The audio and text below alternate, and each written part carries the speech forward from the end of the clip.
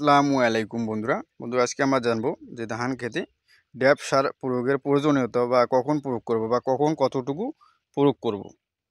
তো বন্ধুরা, বিস্তারিত জানার জন্য ভিডিওটি শেষ পর্যন্ত দেখবেন এবং যারা নতুন ভিউয়ার্স আছেন তারা অবশ্যই আমাদের চ্যানেলটি সাবস্ক্রাইব করে দেবেন। তো বন্ধুরা, এই যে দেখেন আমি কিন্তু ড্যাপ সার নিয়ে এসেছি এই যে ধান খেতে প্রয়োগ করার জন্য। তো এই ড্যাপ সারটা কী কী উপাদানের সমন্বয়ে গঠিত আগে সেটা জানতে হবে। তো এই ড্যাপ সারটা দুটি উপাদানের সমন্বয়ে গঠিত, এক হচ্ছে নাইট্রোজেন আর দুই হচ্ছে ফসফরাস। নাইট্রোজেন হচ্ছে আপনার 18% এবং ফসফরাস হচ্ছে 46%।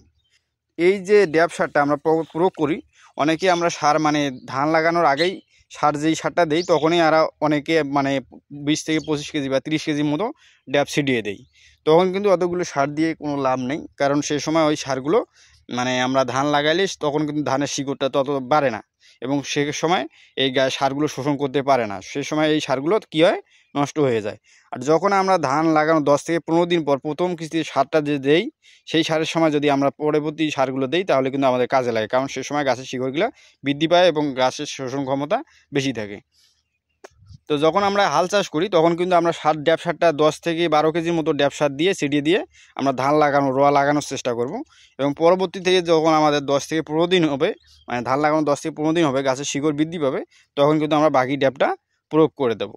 তো এখন কথা হচ্ছে যে ড্যাপ সার প্রয়োগ করলে গাছের উপকারিতা কী হবে বা গাছের কী কী উপকার হতে পারে। তো এই ড্যাপ সার প্রয়োগ করলে আপনারা জানেন যে দুটি উপাদান, এক হচ্ছে নাইট্রোজেন, দুই হচ্ছে ফসফরাস। তো এই ফসফরাসের কাজ হচ্ছে আপনার গাছের শিকড় গঠন করা এবং এই শিকড় কিন্তু এই ফসফরাস বৃদ্ধি করে এবং শিকড় বৃদ্ধি পেলেই কিন্তু আপনার গাছের মানে রোগ প্রতিরোধ ক্ষমতা বৃদ্ধি পাবে এবং গাছটা শক্ত থাকবে এবং মজবুত থাকবে এবং পরবর্তীতে আপনার গাছটা দেখবেন যে এত সহজে হেলে পড়তেছে না। তো এর জন্য কিন্তু আপনার ড্যাপ সারটা প্রয়োগ করতে হবে।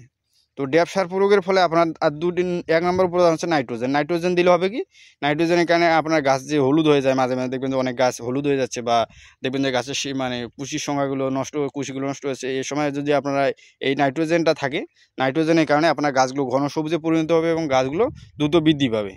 আর এই ফসফরাসের কারণে আপনার গাছের শিকড়গুলো বৃদ্ধি পাবে, শিকড় বৃদ্ধি পাওয়ার কারণে আপনার গাছটা মজবুত থাকবে, শক্ত থাকবে এবং পরবর্তীতে আপনার যে শীষগুলো বের হবে সেগুলো দেখবেন যে অনেক মানে ভালো বের হচ্ছে, সুন্দরভাবে বের হচ্ছে, কারণ সে সময় এই গাছের শিকড় থাকার কারণে গাছগুলো আপনার শক্ত থাকবে এবং এত সহজে হেলে পড়বে না। এই কারণে আপনার ফলনটা মানে সঠিক পরিমাণে ফলন পাবেন। তো বন্ধুরা, যারা আর কি পটাশ মানে ড্যাপ সার আর কি প্রয়োগ করতেছেন, মানে ড্যাপ সারের প্রয়োগের কিন্তু আপনার সময়সীমা এবং মাত্রাটা ঠিক রেখে প্রয়োগ করতে হবে, তাহলে কিন্তু আপনারা সঠিক পরিমাণে ফলনটা পাবেন। তো বন্ধুরা, এই ড্যাপ সারের জন্য আপনারা যখন দেবেন, আপনার প্রথম অবস্থায় ড্যাপ সারটা একটু কম দেবেন, পরবর্তীতে মানে প্রথম 10 থেকে 15 দিনের মধ্যে যে সারটা দেন তখন বাকি সারটা কিন্তু প্রয়োগ করলে, বাকি ড্যাপটা প্রয়োগ করে দিলে আপনার গাছে কিন্তু মানে গাছের গ্রোথটা ঠিক থাকবে এবং পাশাপাশি আপনার গাছগুলো শক্ত এবং মজবুত হবে এবং পরবর্তীতে আপনার ফলনটা ভালো হবে। তো বন্ধুরা, আজকে এ পর্যন্ত, সবাই ভালো থাকবেন। ভিডিওটি ভালো লাগে অবশ্যই আমার চ্যানেলটি সাবস্ক্রাইব করে দেবেন এবং ভিডিওতে একটি লাইক এবং একটি কমেন্ট করে জানিয়ে দেবেন কেমন আছে। সবাই ভালো থাকবেন। আসসালামু আলাইকুম।